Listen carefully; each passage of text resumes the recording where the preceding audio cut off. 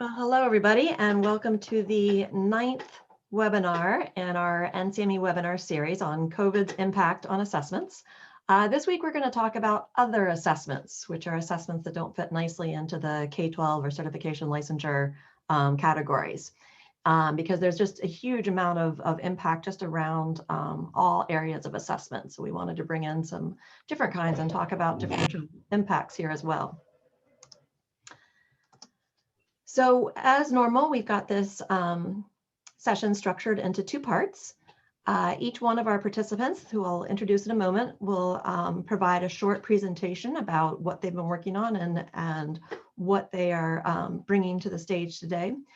And then I'll facilitate a discussion among the panelists with some questions that we have talked about ahead of time. But in addition, we're going to ask you to use the chat feature of Zoom very liberally. And for some of the smaller questions, we'll go ahead and try and answer your questions in the chat. But for some of the larger questions, I'll bring them back out and throw them at our panel to get multiple viewpoints on some of these bigger questions. So please, again, you're all muted, so don't shout out questions, but please feel free to use the chat. And just FYI, the session is being recorded. So by being on, you're agreeing to be recorded. And all of our recordings will be freely available. I think the first 8 are already up on the NCME YouTube page. If you don't know where the NCME YouTube page is, just go to YouTube and search for NCME. It's pretty easy to find. So let me introduce folks. We've got myself, 3 presenters, as well as a discussant that will be sharing today. So we'll have April Zanitsky is going to talk about assessments in adult education. Alina Von Davier is from Duolingo, so a second language assessment. Diane Henderson from ACT. ACT probably needs no explanation. And Kurdia Ersakan is going to serve as our discussant and also weave in some of her experiences with ETS.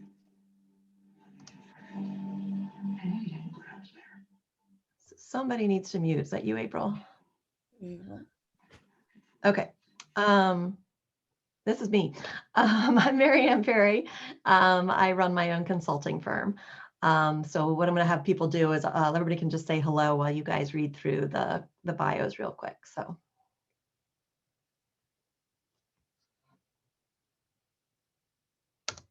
April? Hi, I'm April. I'm from UMass Amherst, and I'm going to be just talking a little bit, as Marianne said, about adult ed assessment today. And that's what I do at UMass. We run a testing program and we provide support for adult education assessment in Massachusetts.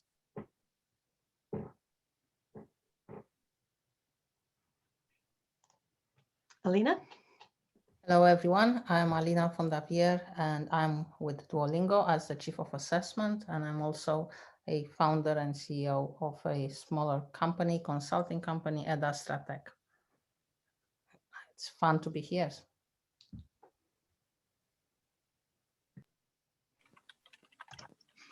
Diane? Hello, everybody. Diane Henderson. Welcome. I know lots of people I've worked with over the years at various organizations. I'm currently at ACT and I'm really grateful to be here. We're going to talk a little bit about the challenges of the pandemic for our suite of products, and of course the ACT, which is also our name of our company, but the biggest product that we have in our suite of products.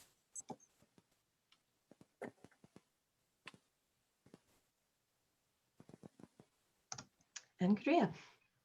Hi, everyone. Good afternoon. I'm going to serve as the discussant, say a little bit about ETS's involvement in dealing with the COVID impact on assessments, and discuss and make comments about the 3 presentations. At ETS, I lead ETS's research and measurement services, conducting research on measurement. My discussion, rather than getting into the details of each of the assessments by the panelists, will focus on impact of the disruption on measurement, comparability, fairness, and security issues. Thank you, ladies. So without further ado, let's kick it off to April. All right. So hi, everyone. Just again, to echo everyone, just want to welcome everyone to this session. It is, as we were saying, kind of in the waiting room before everyone joined, it is so nice to have this opportunity. This whole series has been had such an impact, I think, for us as measurement professionals to come together and talk about all the craziness that's been happening over the past year and its impact on our field. So just want to acknowledge NCME's support of this forum for us to come together and talk about these issues. Next slide, please. Okay, so the key theme that I want to talk about in the context of adult education assessment is disruption and opportunity. And through the whole series of webinars that we've been listening to over the past 8-9 weeks, we've heard a lot of disruption in different sectors of assessment, and adult education is certainly no exception. And in fact, I think that adult education in general, including assessment, has fundamentally changed because of the pandemic and because of the shutdowns that have happened. There's some real opportunities here, but let me first set the stage for what I mean when we're talking about adult education assessment.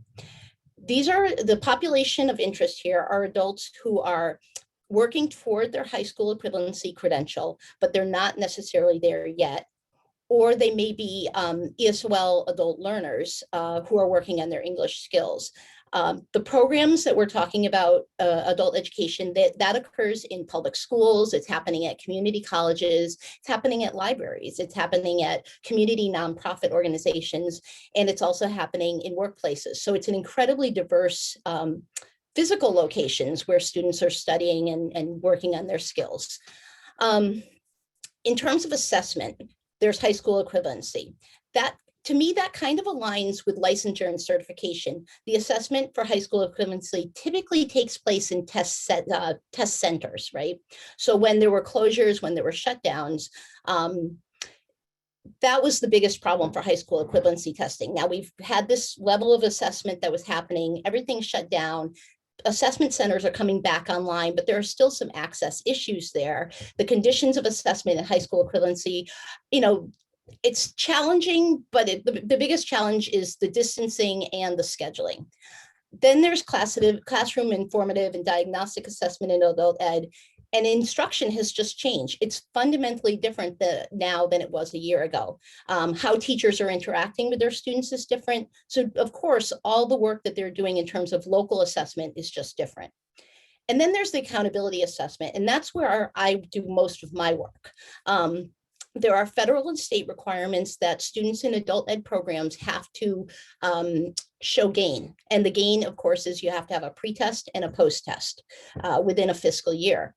So there's just a very few approved tests that can be used for gain in adult ed basic education assessment and ESOL assessment. So I'm gonna focus primarily on accountability assessment in adult ed. Next slide, please. And I'm also going to focus primarily in Massachusetts because that's where, again, most of the work that I'm doing is located. We actually have two roles at UMass. We're a test publisher.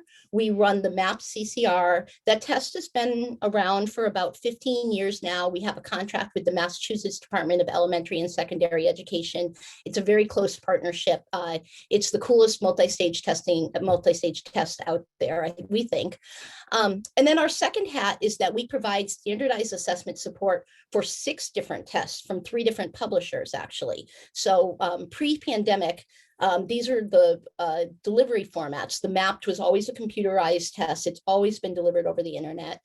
The Best Plus is an oral interview, typically given in person. And then there's a couple different flavors of the TABE test. And in Massachusetts, it was always delivered on paper. There is, of course, computerized option, but in Massachusetts that had not been used. So in terms of support, we do trainings for the teachers in order to administer the test. We help the programs figure out how to do that. And that was always happening before the pandemic. So when pandemic happened, you can imagine our role in supporting programs across the state took on some importance. There's probably 100 different programs across the state. And again, those are community colleges, nonprofits, public schools. So again, a wide range of settings for education and for assessment. Next slide, please. Okay. So this disruption in terms of assessment, exactly a year ago, Massachusetts, like lots of places, everything shut down. And the good news was, in terms of federal accountability, they waived the federal accountability for FY 2020. So even though some programs had, and a lot of people had their pre-tests in, of course, they said, you don't have to worry about your post-test. We're not going to get, we're not going to hold you accountable for gains in FY 2020. But that was not, there's no waivers for FY 21. And again, this operates, accountability in adult ed happens on a fiscal year basis. So, and we had to be ready July 1st. So everything shut down middle of March. We had to figure out, for all these 6 tests that are used in Massachusetts, how do we help programs do this beginning July 1st of 2021? And it's assessment logistics, really, right? I mean, there's evolving pandemic conditions. Some buildings are closed. Some buildings remain closed by the municipalities. Like if a city or town says you can't be in person, you can't be in person. Some sites could meet in person. Some they could be de-densified. Some could meet outside only. And then for some places, it was you can only meet remotely. So that was the conditions for instruction. It's also the conditions for assessment. So whereas all these tests before had been given in person, whether they were computer delivered or paper delivered, huge changes had to happen. And 3 months sounds like a decent amount of time. It's hard, it's a lot. And there's 6 different tests. And of course the publishers, we have 3 different publishers. We're one of them. Everybody's trying to figure this out, and everything's changing at the same time. So that it was a lot of logistics, and it's still a lot of logistics that we're helping out with. Next slide, please. And you can just click through these. So when I talk about the logistical challenges, these are kind of some of the big picture issues that have come up. Again, I mentioned the varied landscape of adult ed. Again, we talked about the community colleges, the public schools. There's a lot of different places where programs are taking place. That has implications for just the structures of how things work. Public schools have certain rules, community college has rules, nonprofits have different rules. And then we have 351 cities and towns, and there's all different rules. So there's a huge landscape of adult ed programs. Then varied use and access of technology pre-pandemic. Some programs were very tech savvy before things went to crazy. Some students and staff were better positioned to shift to remote technology, remote instruction, and remote assessment. Some not so much. So there's, again, that variability within the field. Varied program structures and communication methods. There are day programs, there are night programs, how programs even communicate with their students. Sometimes it's very much an in-person, it's connections, like personal connections. Not all the students necessarily have email addresses, things that, maybe in our context, we take maybe for granted. Sometimes they use texting apps like WhatsApp. Which is fine in terms of certain kinds of communications, but when you're trying to set up assessments and set up appointments to take assessments, it can get complicated. And then just general life upheaval for students and programs. This has been, and we've heard that for all these weeks of this, huge disruption for everyone involved. And in this context, some of the this is affecting the staff as well, but students in adult ed, they have taken on caregiving roles. Like all the public schools in Massachusetts were closed, and some of them are, in various stages of reopening. So there are kids at home. A lot of the students we talked about, there's a good proportion that are ESOL. There are some language barriers, especially around the jargon of our technology. We've all had to figure out, like, okay, am I muted, and clicking on buttons and using these technology things. It's a technology barrier for the students, and we kind of take for granted, I think, sometimes that students can just click through and put their password here and troubleshoot things. So these are just some of the structural challenges that I think programs have had to deal with, and we've worked through with programs. Next slide, please. So what we had to do, where my colleagues and I at UMass came in, programs needed clear guidance, but they also needed flexibility, and they needed a lot of help to get their accountability testing done given the local constraints, given the reality of where they were. So for each of the tests, what we started working on pretty much beginning of April, mid-April, with all the publishers is we needed to come up with remote delivery guidance and what we ended up calling physically distant in-person guidance. And we have all of it, we've set up a blog, we had a blog site where we shared all of our communication with the field. And now we've got a huge COVID-19 resource section where we have the taped webinars that we've given. We have a FAQ, we have specific guidance for each of the tests. And this is, I just do want to say that this is a collaboration. I have a research fellow, Jen Lewis, who does a ton of this work. Francis O'Donnell had been the research fellow about a year ago. I work with Steve Cerisi. We have Scott Latham, who's my admin, and we have a fantastic liaison at the Department of Education in Massachusetts, Donna Barzen Parker. And it's just this a lot of work back and forth, all of us trying to figure out what can we do to support and help programs with all of this assessment work. And really the focus for the past year has been logistics. And if you can go to the next slide, that's where we get into the logistics. These are all the areas that we've been helping programs. And it's just, it takes a lot. And it's not, you know, like a lot of the programs were well-oiled machines in terms of their assessment strategies and how they ran things. And then when you say it's got to be remote, it's got to be distant, it takes time to figure all that out. There's certain tests can only be delivered with certain devices or on certain browsers, but students might not have access to that. And you can't use an iPhone, you can't use this or that. Just how do you set up? The scheduling is huge. That's a huge part of what programs have had to work with. And it's not, these are not necessarily psychometric concerns, but it's all the things around assessment delivery and helping programs to meet their accountability requirements. Scheduling practice tests, giving tryout sessions, giving people a chance, the students and the staff, to get familiar with the video conferencing and how do you share a screen? How do you set up a test outside? How do you share passwords and secure links? How do you make sure that students are accessing the right place and being able to get into the test? There's a few things I've highlighted in yellow. Those are the things that came down from the US Department of Education that were requirements.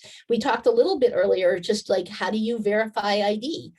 Typically before, students would be in person and they'd have enrolled for classes and somebody would know them.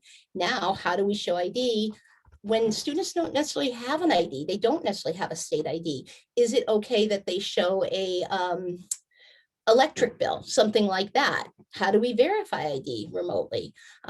Certified test administrators was another requirement from the US Department of Education, and we take care of that, so we're good with that. And then test security. That's a challenge, right? And then there's just a ton of troubleshooting. I got an email like, the iPad keeps recording test sessions. What do I do?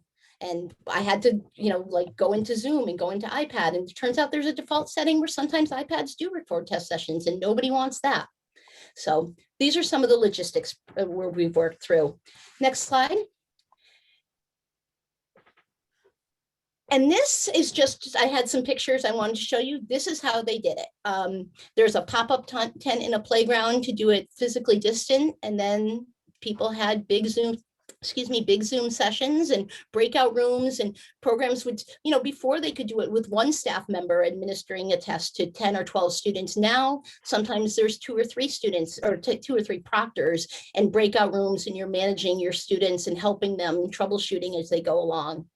So there's that. And then just next slide, Marianne, thank you. So how'd it go?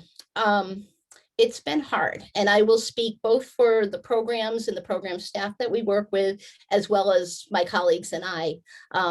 There's really nothing standardized about the kind of assessment we've been working through for the past 9, 10, 12 months. If you can just click through, please. Oh, and one more. Okay. So every program has had to reckon with their processes. Where they had things down before, it's gotten hard, and they've had to change things up, and it's time consuming. It's time consuming to set up test sessions. And what if somebody misses something and they don't have their password or whatever? But on the other hand, there's some opportunity. I said I want to talk about opportunity as well. people are talking about testing. They're working closely with us, and we've worked very closely with some of the programs. We've revised all of our trainings and thought about how can we communicate better with test administrators. We run a lot of webinars. We just did one 2 weeks ago. I've got another one in 3 or 4 weeks. We do a lot of drop-in virtual help sessions to help the programs out when they have questions. And there's all that guidance on our website. And the nice thing is that programs have always worked together. I mean, we have a really robust professional development system for adult ed instruction in Massachusetts, but we've also seen a lot of collaboration between programs. They're all independent, like if they are Webster Adult Learning Center or Catholic Charities or, any of these programs. It's been critical for them to, come to some of the webinars and some of the sessions we've held and just talk about how they've solved problems, like, simple things like stringing electric cords out into the playground so that you could have your computers and your laptops out there. Little things like that, just how do you solve the administration problems? And then the last slide, please. Cool, thank you. So what's coming? And we're still going to be working with programs. We're still doing a lot of this logistics support right now. More how-tos, how do we navigate the program and student challenges that come up? We're optimistic next year that there'll be at least some in-person instruction and assessment. But some of this is going to stay remote. So there's, to some extent, I think the landscape of assessment in adult ed really has changed. And then I've got my little elephant in the room here, the psychometrics of it. I think there's a ton that has to be done here. We've focused so much on logistics. We work with 6 tests from 3 different publishers. There's a lot of variability in administration conditions, even if we're looking just at my test. Like sometimes it was administered in person, sometimes it was administered remotely. We don't know the psychometric impact of all those changes yet. We have some cool data. It's not perfect data, but I think we'll have some data this summer that we can work with. All this change in administration has impacted accommodations as well. How comparable are the scores from the different modes? There's a lot of fun things to do. So on that note, I think I'm going to end, and as questions come up, I can certainly address them later, but I'm going to turn things back to Marianne now. Thank you, April. I appreciate it. And as we talked before, folks, feel free to put any questions in the chat. April can now answer them, and others I'll bring up into our discussion later. So at this point, I want to turn it over to Alina von Davier. Hello, everyone, again, and also again, thank you, Marianne, for inviting me. Today, I will talk about the Duolingo English test. And oh, I'm sorry, next slide. I realized that I don't have the control on it.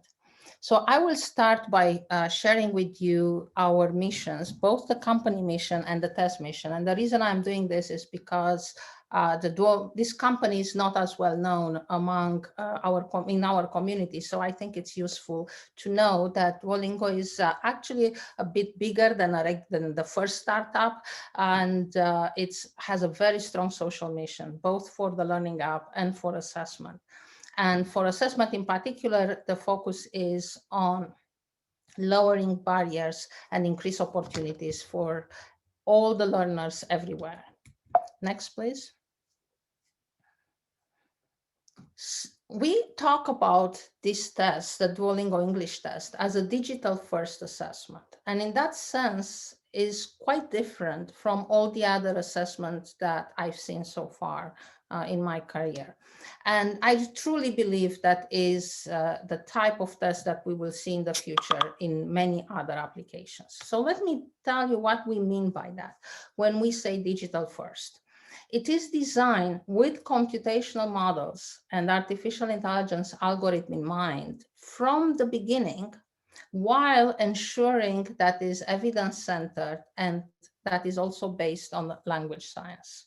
In this case is aligned with the Common European Framework, but also there is another framework that we've been using, theoretical framework, the social cognitive framework.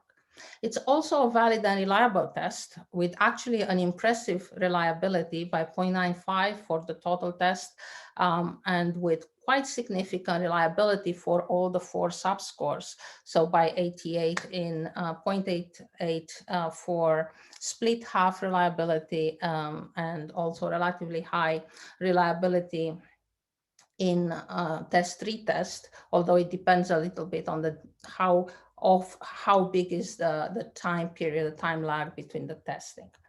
It's also, so now getting back to the digital first, is a very integrated system.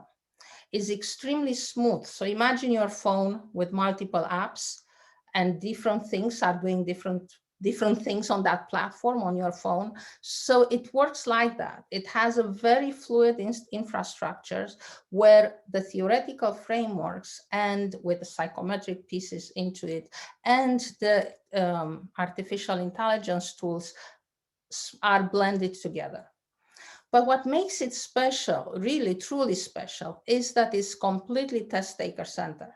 So when we go out and talk about the test, actually we start telling everyone that this test is meant to help test takers, offer them that level of comfort that they are used to from the interactions with the technology nowadays.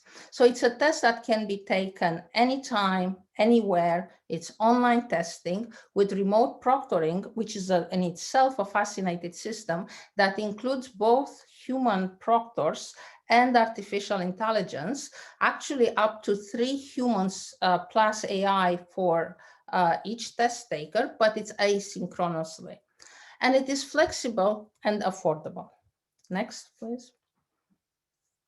So Marianne asked me after she saw the slides, she said, well, you didn't really include COVID on your slides. Well, I didn't, because this test was actually meant to deal with disruptions like COVID. I mean, the only thing we had to do, this is the biggest difference on what we've been doing, was to scale up to 15 times more in terms of everything, volume and work and everything.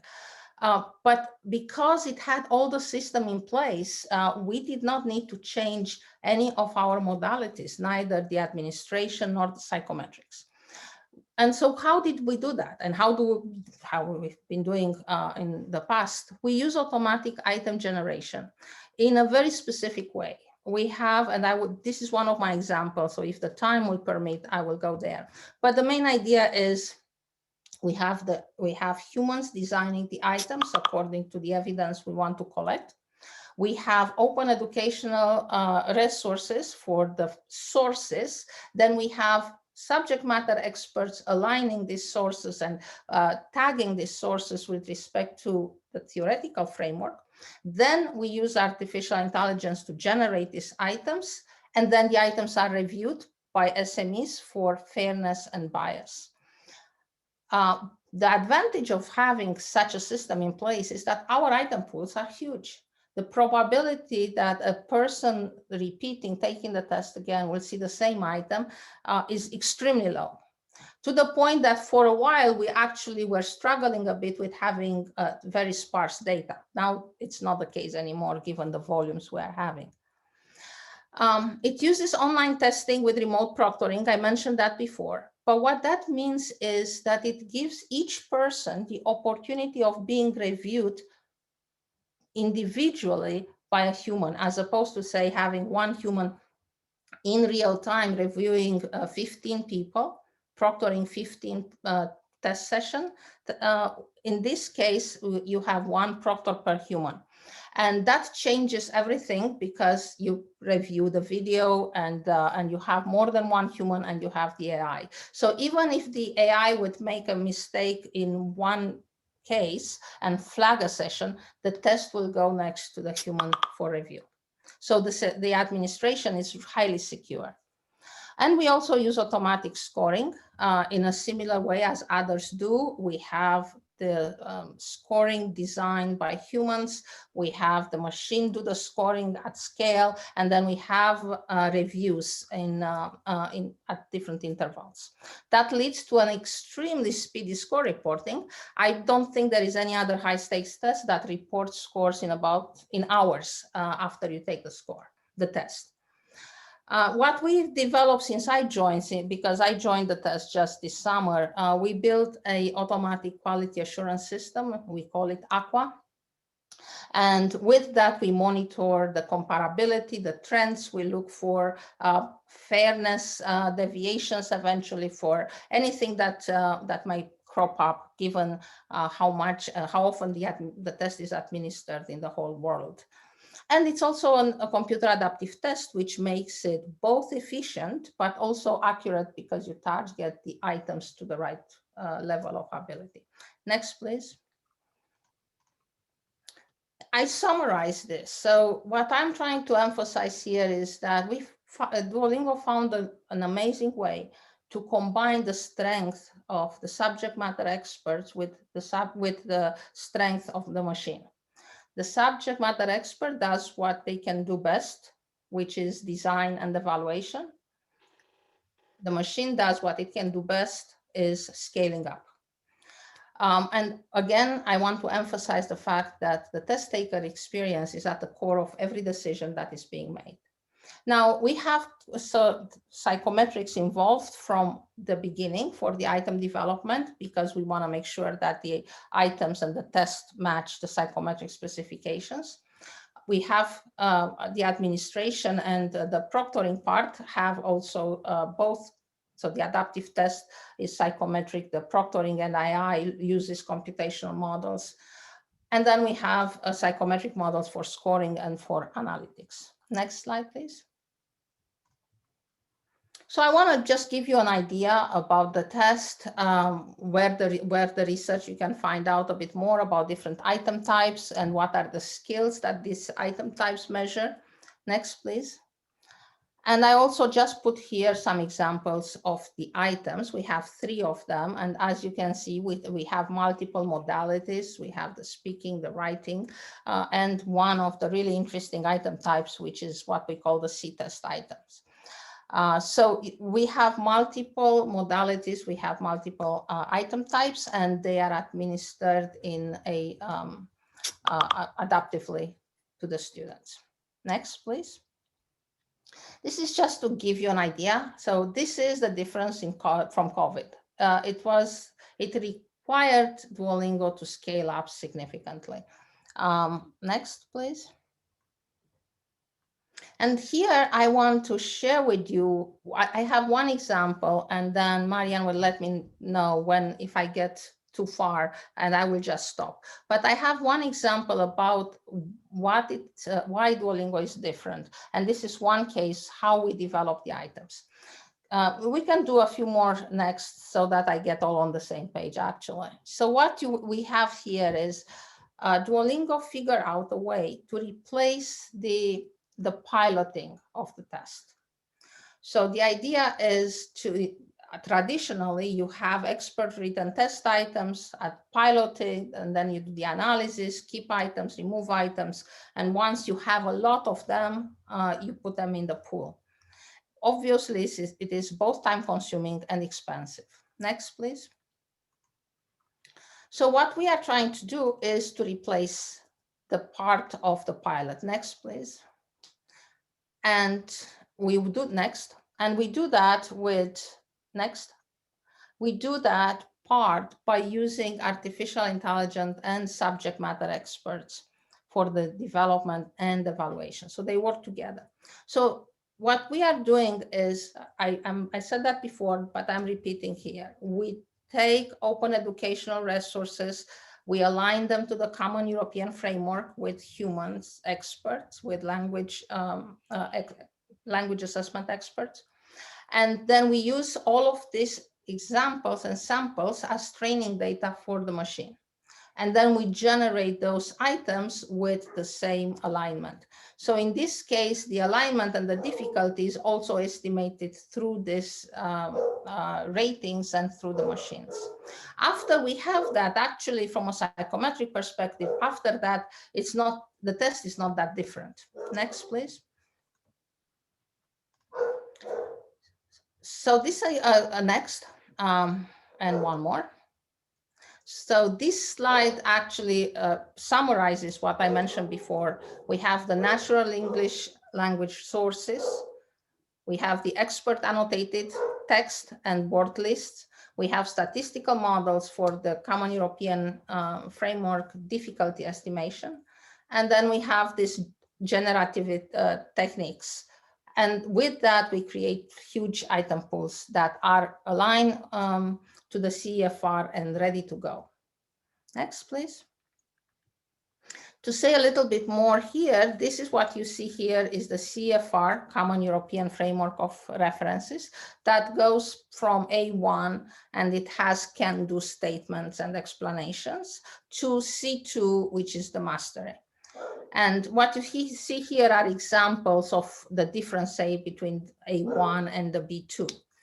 Next, please. So what we did with algorithm, we aligned these requirements, like, because it's all NLP. For those of you who are working on this, you realize that this is all an NLP-based data analysis. So we aligned all of these words or passages to the CFR, and we put them automatically on this scale from 10 to 160, which is the Duolingo scale. Once this has been done, then all the items are reviewed for fairness and bias. Next, please. This is my second example. This is, I told you, is the analytics for quality assurance for assessment. And it's a research-based automatic monitoring system. We started using it in January. The idea is, of course, to import the data from the database, since the test is given 24/7, really, and it's all over the world. So we get the data continuously. And we might, sometimes we review it daily, sometimes we review it weekly. And then we calculate the statistics.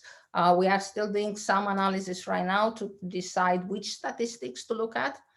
And then we visualize them using plots and dashboards in Aqua. And then we have regular reviews to evaluate those. Our intention here is to build automatic alarms so that we could figure out if something is moving outside of the expected error band. However, given that last year has been so different from any other year, and even now is still, you know, we don't know if this is truly our target population and so on, it's we probably need to wait a little more before we have a true baseline to build those automatic alarms on. Next, please. And these are just my conclusions. So it's a different test. It's a completely different test. It was really ready for COVID. Not only that it was not disruptive, but the opposite. It was actually thriving under this sudden move to online testing. And it is developed in, you know, it's research-based and it matches. We have comparisons and concordances with other tests, and it correlates, for example, with each of other tests that are in competition with Duolingo English test at the same level. The other tests correlate with each other, so that one can find more information about all of this research on our website. But there will be more to come because, as you may imagine, the team was small. So people were more focused on writing and developing things than in actually writing papers. So that's going to come in the next few months. Next, please. That's it. And that's it. Thank you. Thank you very much, Alina. And now we're going to move to the ACT with Diane Henderson. Hi. All right. Thank you very much. Welcome, everybody. And so we're going to talk a little bit about the ACT. As you know, or I mentioned earlier, we have a suite of products, the most famous being the ACT, which is our college entrance test. So I'm going to talk a little bit about this. And a lot of what you heard from April was basically one of the things that impacted us, particularly in the national and international test channels. We are test center based. And so when those centers became unavailable for us, or in terms of complete closures in some cases, in some cities, in some states, to where we had to have social distancing requirements put in place. This meant that there were fewer seats for the students that wanted to take the test. As a result, students struggled to find an open seat. We had basically a closure for the first part of the pandemic, where there was absolutely, we did not test. And then we had pent up demand. And our pent up demand for testing was so great that we actually took down our call center. So it was not unlike people wanting to get in to see the latest pop star or concert. So we actually got in some queuing software, which is exactly the same thing that the Ticketmaster uses, so we could help manage that pent up demand. We did have to face the same situation as April, where we had to say, we had a capacity that used to be, say, for 100, now we only have test capacity for 50. So we responded by putting up more dates. Previously, Sunday had been just a minor test date occasionally offered for students. Now it became a permanent date. We had additional pop-up centers. They didn't look like April's pop-up center though. Ours were mostly where we had gone to hotels, and they were gratefully willing to accommodate us to use their ballrooms, because the ballrooms weren't being used for anything else. And so we had a lot of pop-up centers, in particularly where we tried to match where the demand was to ensure that we had one location for students to test in all the major areas. In some cases, we had people driving across state lines, staying overnight and getting up and going to the test centers. So lots of challenges there, but we were able to allow for as many students to test as they could. Obviously, some of these students had been pushed back from the spring, so they were like critically needing to get a test in before the college. They had to complete their college admissions materials. In our K-12, we also have a product in the summative space and interim space, as well as our state and district testing for the ACT and pre-AC tests. Those we offered alternate dates as a contingency, and we basically had very little testing in the spring, if at all. We also are involved in working with the PISA as a subcontractor to OCAD, and that was another one we had very little participation in the spring across. So we went from I think a field test, we called it a pilot test for the across the world. So lots of impact, mostly around trying to get test centers. So we did what everybody else did. We said, well, how do we get open these centers? And we did explore remote proctoring, and I'll talk about that in a little bit. Next slide. So I want to spend a little bit of time talking about sort of the impact on the design and analysis, and sort of how we skirted around that. We were fortunate in our test design. We don't necessarily do a post-equated design. All our forms are, in a sense, pre-equated at specific time periods. So we use a equipercentile random groups equating. So we had several forms in the bank that had existing scoring tables. So those were forms that we used. So we didn't have to worry about figuring out what was the population differences or what the impacts were. In Aspire, we are looking, some of our products will still continue to use a previously administered form this spring, so that we can not have to worry about the impact of this test population and how would you equate that. We are evaluating, and all of our samples as they come in, we're looking for representativeness and the performance. And based on the fall field testing, Our historical trends are not doing on item performance when we're looking at how items are performing are doing about the same. So things seem to be on track. We are in the middle of spring testing right now, so we will see. Lots of theories behind some of this. Maybe, because in the ACT particularly, there was lots of availability for test prep. That's free and on the website. So students that were able to get into use those online resources were able to be prepared. It could also be that some students did not get access that might have had some challenges there that might have changed that. But anyway, we're continuing to evaluate that. Also talk a little bit about the impact on the scores that we're seeing. Some just on research, which I think you'll all be interested in. Next slide. So what did this is the one I was going to talk about, the impact. So this is research that's just in pre-publication, I called it. One of my colleagues, Jeff Allen, is doing a lot of this work. And I'll talk about the pre-ACT that is in grades 9 to 11. You'll see come out if you're checking our website. It's right in flow right now to get published. We're seeing some decreased scores. I think this is consistent with almost everyone. Our decreases are English is the largest. The reading is the smallest, at least in this population of test takers, which is grades 9 to 11 that take this particular assessment.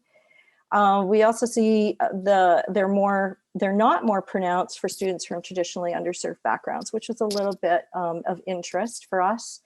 We did see the English, at least that was in math and reading, and English we're seeing scores are much more pronounced in for Hispanic students, which I think is probably consistent with what April was discussing in terms of students that are English as a second language. In addition, score declines in English and math and reading were larger in private than parochial, in private and parochial compared to public schools, which is a little interesting because I think most people are thinking that the public schools would see more of a decrease. So that might speak to how well teachers have responded and school districts to keeping students on track. Again, those are preliminary results. We'll know more as we go along, I'm sure, as the additional research shows up. In our ACT National, our test taker numbers are lower. Obviously, part of that is access. Part of it is related also to the impact that we saw in the ACT vertical, for example. A lot of, you might have missed this in the news, but I'm not sure how you did. A lot of the universities have gone test optional or test blind in response to the fact that students could not take either the ACT or SAT college entrance exams. So we did see overall numbers are lower, but participation by demographic subgroups is not that different than we've seen in the past. We are seeing similar trends in performance now that we've got additional information. We're seeing the English is impacted the most, and reading and science are impacted as well. And that's based on the cumulative data that we were able to get from all administrations in the fall. In our grade 5 to 8 product, this is the Aspire test, so we kind of cover the entire range. We're seeing the score trends are exactly the same that we're seeing in other interim assessment providers, and I think I've seen something from Curriculum Associates. I saw something recently from a Renaissance where it declines in all the subject areas. And interestingly, in that group, math is impacted the most. And I think that's probably makes sense based on my monitoring of social media. I don't know, for some of you that don't know me, I kind of do this on the side for fun. And we see a lot of teachers or parents that are working from home, which are not mostly the people here on this call, helping their students with various parts of the curriculum. And math seems to be the biggest challenge for them to help their students with math. So those are some findings. You'll see more. Jeff Allen has got 3 of these articles teed up, and I wanted to have the blog ready to go for today, but that didn't happen. But it'll come out next week, I think, or some articles, information, you can dig into it. Yes, yeah, I'm reading the comments now. I shouldn't do that. Okay, next slide. Yeah, I think Brandon, you're right. I'm just gonna mention, I see your chat. I think we are trying to make up an explanation, which I just did there. I do freely admit those are anecdotal information, and so we'll know more later. Remote proctoring. I put this in here to talk about, I knew this was a big thing, almost universally, I think. A lot of other test providers and assessments have gone to remote proctoring. This is one of the things that we also took on and said, let's think about this, because how do we get access this test out and have people access it when they can't get to a test center? However, we also ran into some real concerns, and some of the quotes on that you'll see on the right-hand side are kind of some of the stuff that's been coming out. So California ACLU put in a concern that the remote proctoring violates civil rights. There are active students in college positions, not necessarily associated with assessment, that are actively advocating to get rid of a remote proctoring. Simply because they believe it violates their civil rights and privacy. We do have an issue with exposure. Unlike the Duolingo team, we don't have an infinite number of items. We still do a lot of our item development, although we do use automated content generation. All of our items are more traditional. Even after they get out of automated content generation, we are looking at those items, and we have editors that review them. We do field test them, and because of the stakes associated with something like the ACT, we do field test them and do that sort of thing, and don't rely strictly on AI or ML techniques. So we do have a content access issue. We could burn up forms pretty quickly. We know that flexible test designs as well are necessary. We do know that there's some cheating going on. We're trying to just separate that from harvesting. Inequity and access is a big one. This challenge of how do you allow students to test at home when they might be in a mixed grouping with one or more families is a big issue, because as one of our students from Proof of Concept said, we're in the middle of a pandemic. How can I find a private room where am I supposed to tell my family to go for 4 hours? Very, very valid point. We also know that internet strength and stability is a problem, and even access. So students here in Harlem and some of the other areas don't have sufficient internet access. Some children are in homeless shelters where they don't have sufficient internet. So that's an issue. Would allow for some people to be able to take the assessment, but not others. Also, accessibility and accommodations are not necessarily feasible in a remote proctored environment. There's a lot of read aloud. In addition, a lot of the triggers for flagging would be triggered in some of the situations that we're talking about. Students can't read aloud, even to themselves, without triggering an automatic trigger for the proctor to review, even in a read and review. So for us, and also having enough people to check people in when you're talking about a lot of people, we do have the validity issue. We do ask people to show us their driver's license and making sure it's the right test taker. So it's a pretty complicated, and it was a lot of challenges for us. So it's still under consideration, but as you can tell, we haven't launched remote proctoring for the ACT. Next slide. And that's it. I guess that was my last slide. I thought I had one more, but I'll just leave it at that. Thank you so much.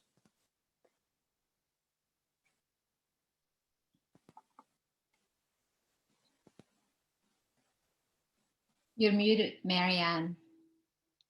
Yeah, there we go. And when I tried to unmute myself, I ended up opening up something that should not be opened. So at this point, I'm going to turn it over to Kadria Ersakan, and she's going to pull these three disparate presentations together. So thank you, Kadria, and go ahead. Great. Thanks, Marianne. And I'm going to try to remember to ask you for the next slide. Thanks to Marianne for organizing this session, and thanks to NCME for organizing these webinars. This has been a wonderful service to the field, and I really enjoyed and appreciated them. And thanks to the panelists, all very rich insights from the 3 sets of assessments, and each of them dealing with the COVID context very differently. In the case of Duolingo, in fact, continuing business as usual. Next, please, Marianne. I'm going to start my discussion with a brief description of how ETS assessments dealt with closing down of testing centers in the COVID context, as these have really informed my thinking and framed my thinking about the impact of COVID and its impact on assessments. I'll talk about the implications of the strategies described by the panelists, make a case for ongoing research on measurement, comparability, fairness, and test security. So just a few approaches for research in these areas. I will end my discussion of the disruption created by COVID. COVID has disrupted many aspects of social life, including work, schooling, teaching, and learning. COVID has disrupted measurement. And by that, I don't just mean because we needed to change how we administered the test or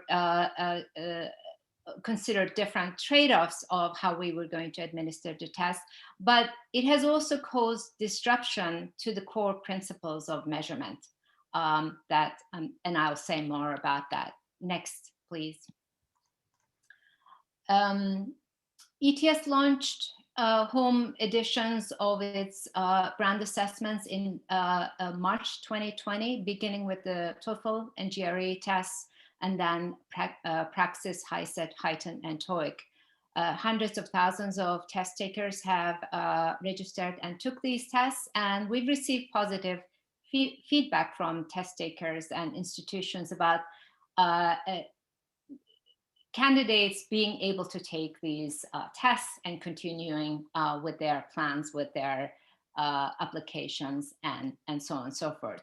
There is interest in test center-based testing, and some test centers have started opening. So some tests are being offered both through remote proctoring as well as test centers.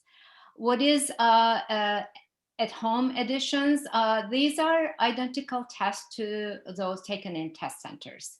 ETS works with ProctorU, performing the remote proctoring that involves both AI algorithms as well as human proctoring.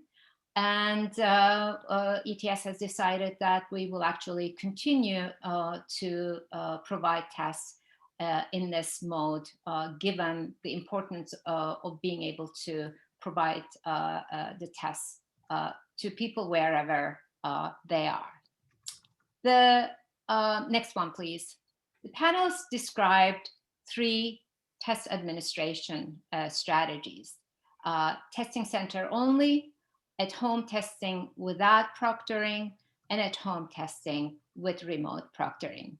And as you heard, that organizations really deliberated the trade-offs of different options and chose the ones that work best for their stakeholders and candidates and examinees.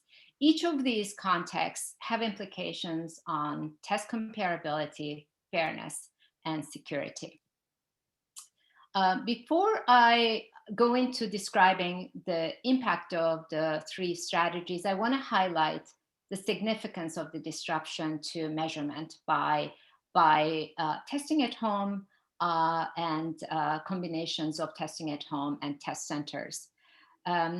It's important to remember that assessments are designed with specific safeguards to optimize comparability, fairness, and validity. These include standardization of administration for comparability across individuals, times, cohorts, minimization of construct-irrelevant variance, and establishment of test security so that performance is actually an indicator of targeted abilities. Within the testing at home option, all of these safeguards have faced disruptions in the COVID context. There is non-standardized testing condition. Individual homes vary in the conditions that students and examinees take the test in.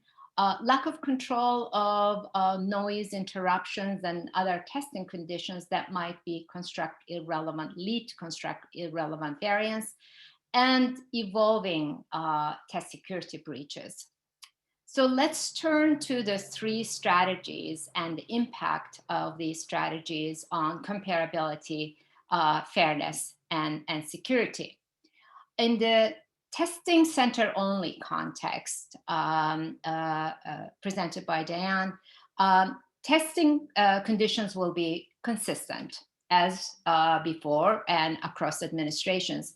However, there may still be concerns for comparability, and testing center only strategy may limit who is able to take tests and may lead to incomparability of performance results for cohorts as well as over time.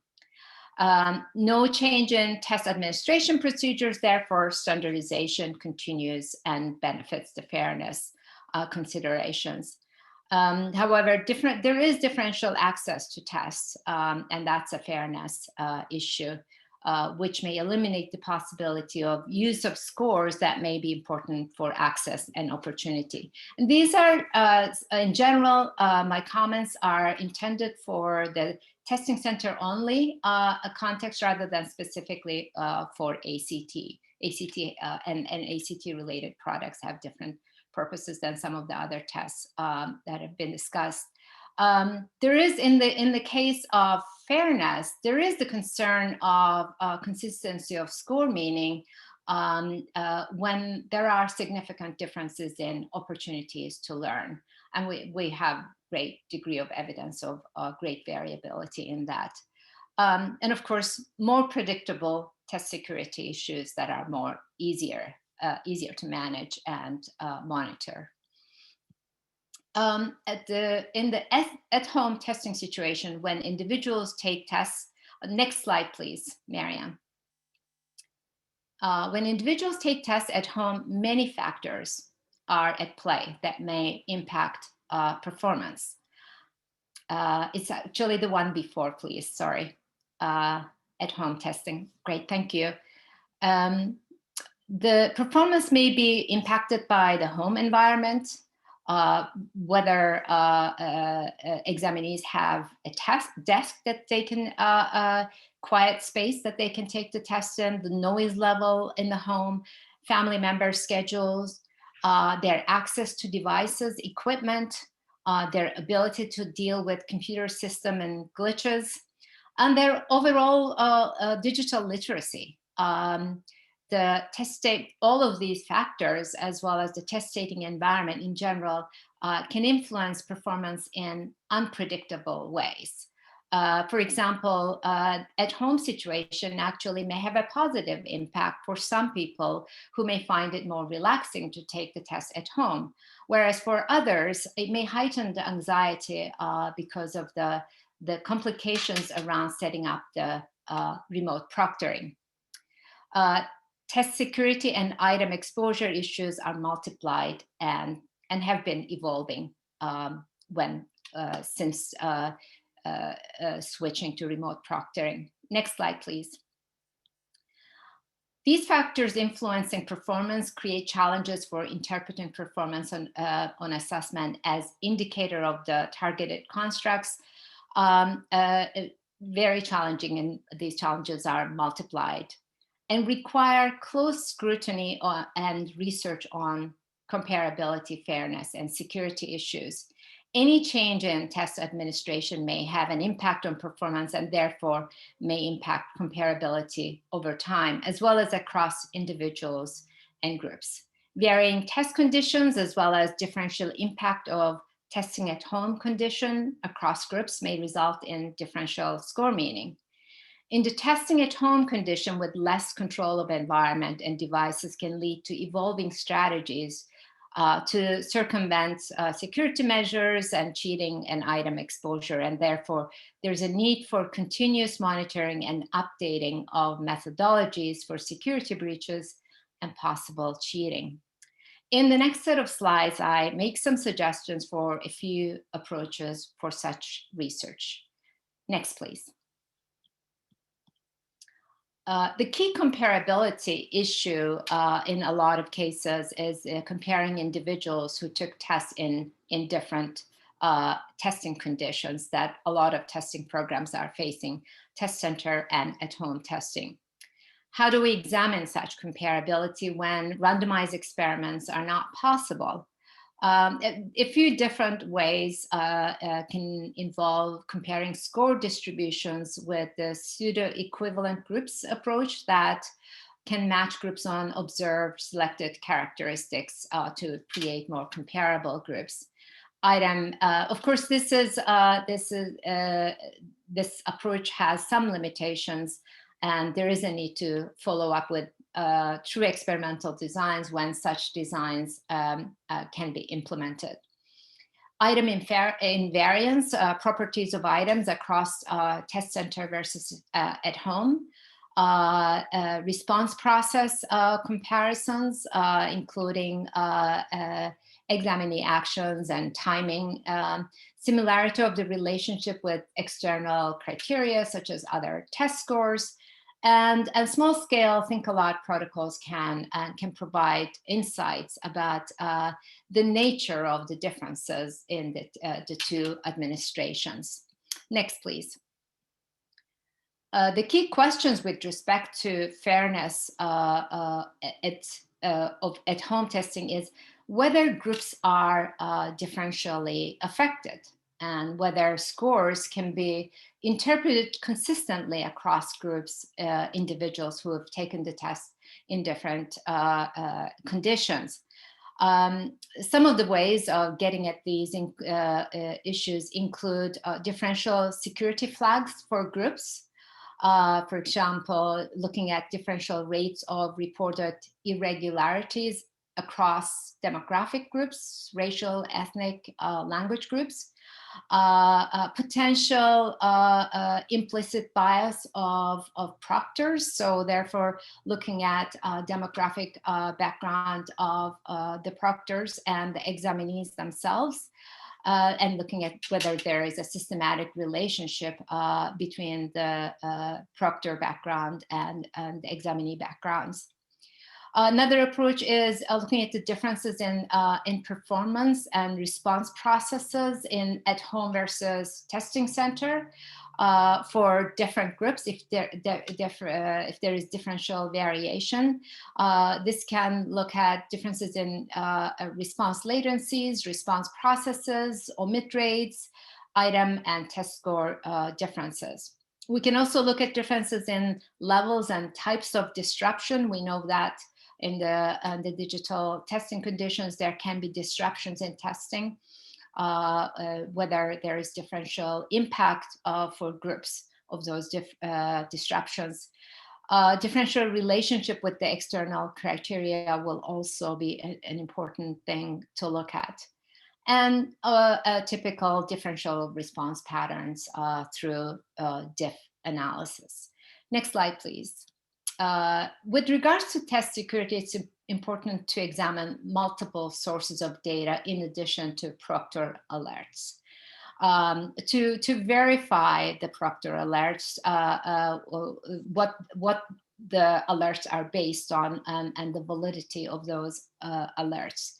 And we can use response and response process data to do that, looking at how examinees use features or whether they use features that have been made available to them, time spent on different aspects of assessments, and how and if they navigate through the assessment. These are all important action data that can give insights about how examinees are engaging with the test. There's also a need for ongoing scrutiny of AI algorithms that classify examinees as suspicious or not suspicious. How AI algorithms get updated, efficacy of such flagging, as well as whether there is differential flagging of individuals from different racial, language, and ethnic backgrounds. Next, please. Moving forward, at-home testing is here to stay. Some assessment programs may choose not to use it, but for most programs, at-home testing is here to stay.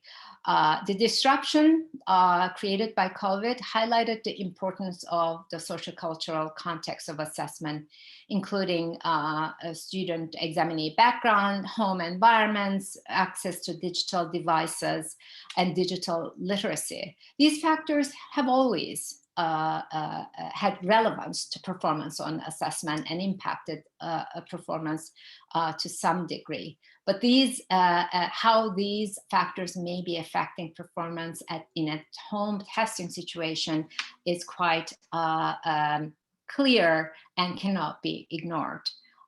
So given their potential magnified impact. Next, please. The magnified influence of the social-cultural factors highlight challenges to foundations of some of our measurement principles. At the core of these principles, standardization and equivalent conditions have traditionally been considered as central to comparability of scores, consistency of meaning, and fairness. Standardization as a notion of fairness has a long history in assessment. It assumes that even though some aspects of assessment may advantage some students and other aspects advantage others, on the average, this evens out. And this notion of fairness is referred to as marginal fairness.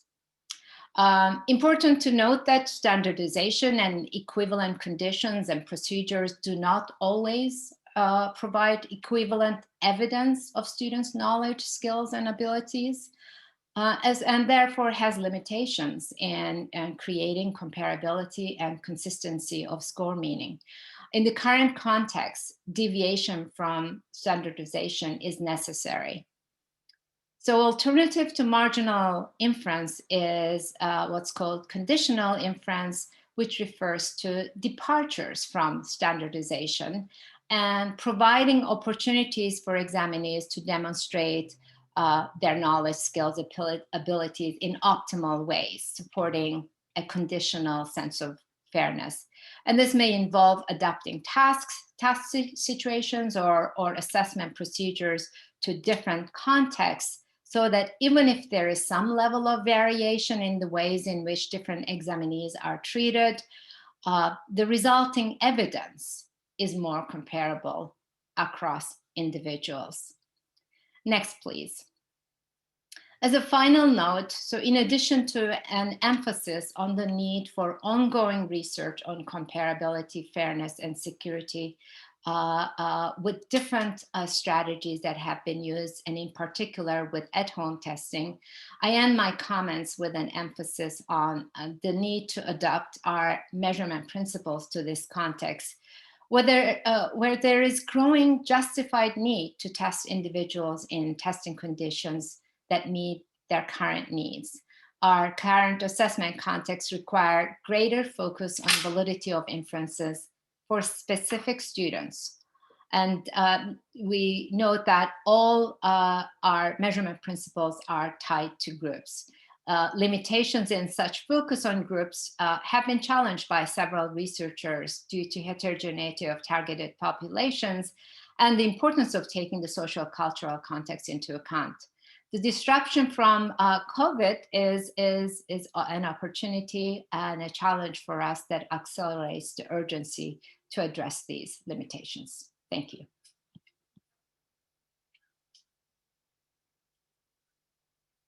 Thank you very much, Kadria. And thanks to all of our presenters. So we don't have as much time as I'd hoped to go through all of these questions.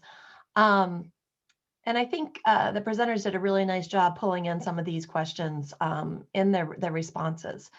So one of the things I want to focus on is really those last two questions. One of the things we have not talked about much in this webinar series yet is thinking through the analysis side. So when you get your data back, how are you looking at whether or not,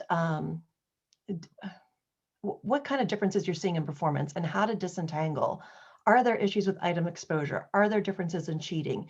Is it, as in the chat right now, a discussion about differences in opportunity to learn this year? Differences, as Kadria talked about, in comparability with the different ways of testing at home in a testing center, with a live proctor, with a remote proctor.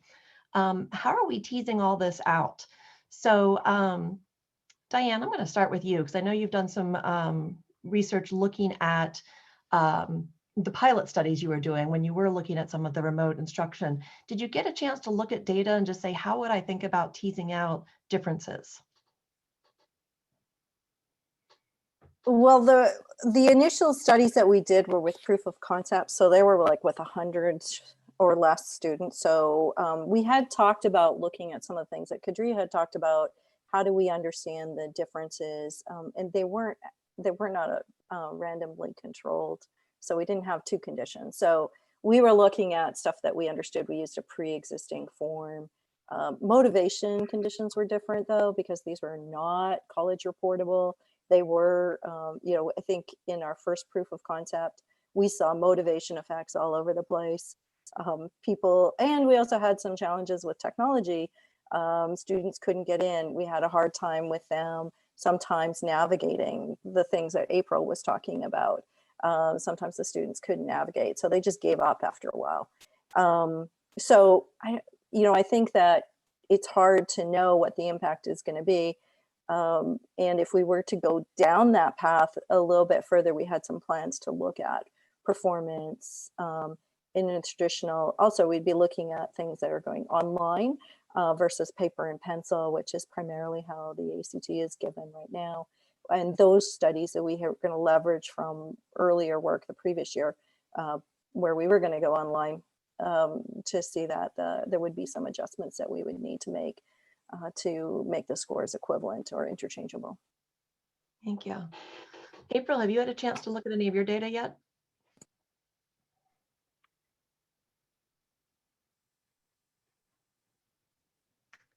Muted, April. Yep. Thank you guys. Sorry. We would only be able at UMass to look at map data, and we haven't spent a lot of time on that because we really are waiting for people to do their post tests, and they haven't necessarily done that yet. They're gearing up for that in the coming weeks. If you think about the academic year. It's interesting in this context because the stakes for this kind of assessment is not for the individual, it's really for the programs. The program's funding does hinge on students showing gain. The students, if they show gain or not, they still have a place in the program. It's not like they get kicked out if they aren't progressing according to the standard of showing gain. So it is quite possible that there's been some, cheating or aberrant behaviors. And in that case, what you would see is, maybe we have some inflated scores at pretest and inflated scores at post-test, but they're not necessarily, they might be showing the gain. It'll be really interesting to play with the data this summer and take a look and see the state will be looking at the other assessments as well. I don't know what to expect, honestly. But we'll have some fun. As much fun as this is, we'll have some fun looking at that data. Oh yeah, I think we're all looking forward to getting some data. Yeah. Alina, I know that Duolingo is built on the idea that you've got this sort of unlimited item bank and you can constantly regenerate new items.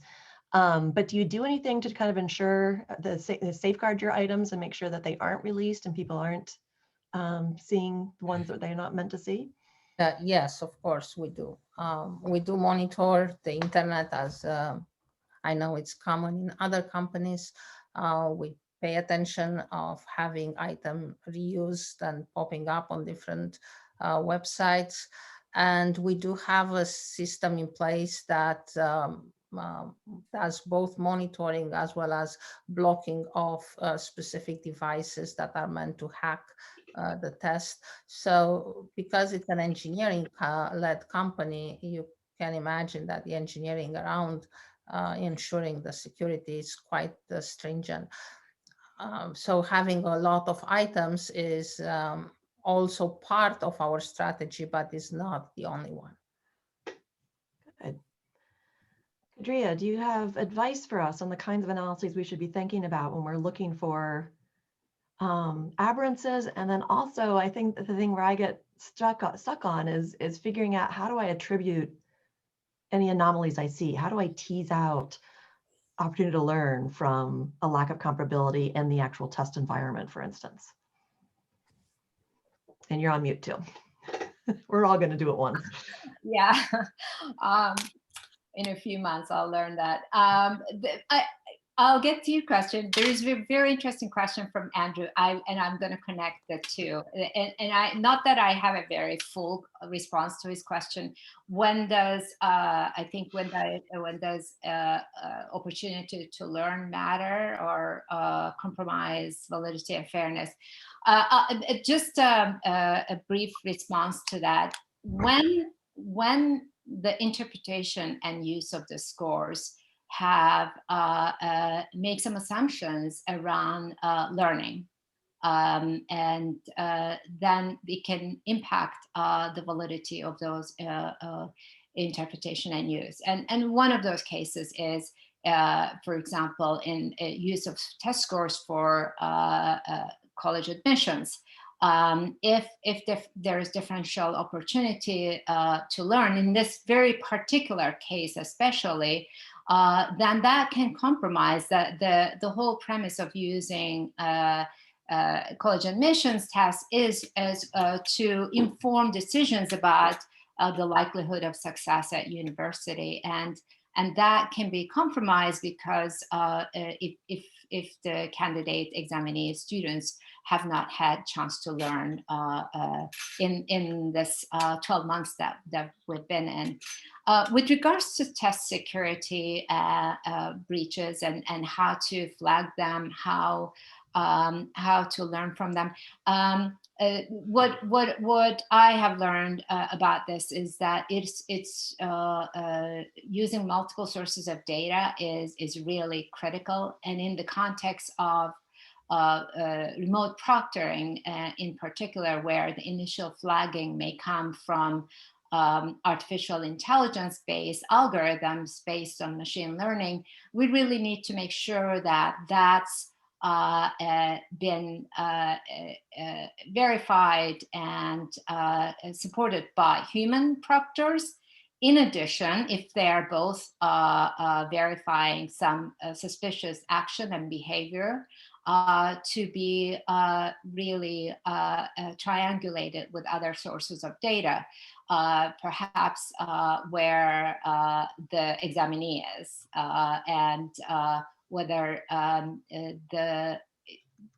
how they engage with the test, how they, the timing, whether they go through the test or not, whether there is any differential performance level across different parts of the test. For example, if they had access to keys for one part of the test, then they are scoring very high on that part of the test, and that there would be very low correlation with other parts of the test. So those are some of the things. There's and I'm sure there are test security experts in the audience, much better test security experts among the audience. But those are some of the things that come to mind. No, that's really interesting. I was just pulling some questions from the chat and some things that came up during the discussion. Diane, this is very specific to the ACT, would also be applicable to the SAT as well.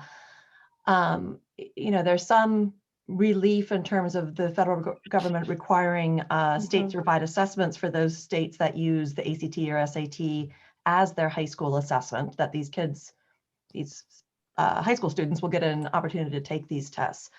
But you had mentioned that you were seeing the participation go down because of test optional or test blind, and you didn't use the word admissions, but I'm thinking it really is about admissions. Right. How much is it still used for other Oh, yeah. activities such as scholarships, such as placement into specific classes at the college? And do you think that post-pandemic that will stay the same, or do you see changes for college admissions tests across all kinds of purposes and uses? Great question. So yes, we are seeing scores go down. One hypothesis might be that test blind, test optional. However, we know that there is still demand for students to take the test. We are seeing it being used for scholarship, also for placement. And the jury is still out right now in some of our market research that we've done in communications with institutes of higher ed and their admissions area, the admissions counselors. They are still looking for how are they going to make sense of the scores that are coming in if we're not going to have a standardized test score. And I think I was in a presentation that Wayne did recently, Wayne Camara, formerly at ACT and formerly of College Board. So now at LSAC, I think. And his comment was, we're going to, how are they going to make sense of the inflation of grades, or when grades come in and they're all 4.0s, how and on what basis are college admissions officers going to be making decisions? And we're about to see that in the next couple of years. But in the meantime, we still have students taking the test. We still have, they're submitting the scores to the colleges. They're still considering them, even though they're test optional. In the state and district, you're right, we still use it. ACT is used in high school as well. And we're seeing a pent up demand for that as well. All of our contracted states want to test. They've been given a relief from the 95% requirement, but we are getting tons and tons of testing. And again, they're asking for some flexibility in test dates or additional test dates to make sure they're covering their requirements for social distancing. Thank you. And we are running close on time, so I'm going to give the last question to April. And same sort of thing. I want you to look into your crystal ball for me. Alina talked about how the participation in Duolingo went up phenomenally with COVID. Diane talked about with ACT, they saw a decrease in performance. So, there's a lot of theories of action about what's going to happen next. But one question or one thing I've been thinking about is, are we going to end up with more people that move to adult ed because they've lost so much instructional time in high school and don't have what they need for college? We're going to see more in adult ed. So have you seen anything yet in changes in participation? And do you anticipate changes when we finally get to the post-pandemic era of our lives? Sure. And actually, I can speak to that because we work so closely with so many programs in setting up the assessment. Their seats are filling up. I mean, people, when they were home, there was the instruction shifted to remote. So then even if there were distractions at home, they could take classes. And there's this incredible flexibility that's occurred. Classes are at night now, and you don't necessarily have to go to a place to get your instruction. And then there's been, a lot of people have lost jobs. There's been so much devastation in terms of so many industries over the course of the past year. People have been going back to school and, working on their English skills or working on their skills in general. So I think there has been a lot of movement now. We're hearing from programs that their seats are filling up, and consequently, they need to do these assessments because the seats are dependent on their federal and state funding, and there's the accountability piece of that. So I think there is a lot of growth happening, and it's nice to see. It's because they're doing amazing work. All of the programs that we work with, they're doing fantastic work. So it's something to keep an eye on. Yeah, absolutely. Thank you very much. I'll flip through these. And I did want to do a shout out for next week, because next week is our very last webinar in our series. And so we have some terrific presenters, all from universities. As we were planning this, we had talked about this being focused on graduate students. And where we ended up is we really want this to be focused on the near and far future. So what is research we need to do now, and where should we be planning to get us through the next time? I think a lot of us believe this may be only the first of many times where we have to suddenly go remote. So what do we do? So I highly encourage you to attend next week. And I want to let you know that we are going to have a happy hour after the webinar. So this time next week, you will all get a break to run, grab your beverage of choice, come back to the computer if you choose, and we'll actually set up the Zoom group so we can get a smaller number of people, maybe 15 per room, so that you guys can actually chat and talk about what you've learned, talk about what you'd like to do next.